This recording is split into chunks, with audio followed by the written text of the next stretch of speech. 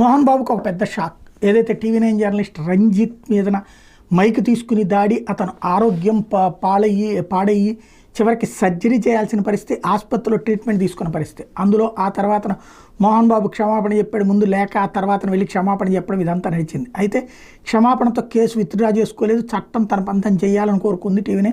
రంజిత్ కూడా పర్యవసానంగా ముందస్తు బెయిల్ కావాలని చెప్పేసి మోహన్ బాబు అడిగితే, ముందైతే దాని మీదన కేసు కొట్టేయమని కోర్టుకు వెళ్ళారు.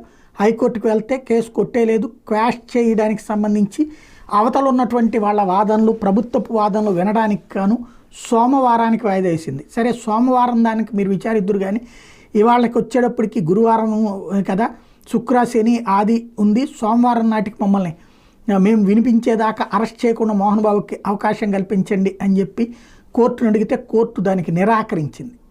ఆ రోజున విన్నాకనే ఆర్డర్లు వేస్తామని. ఇది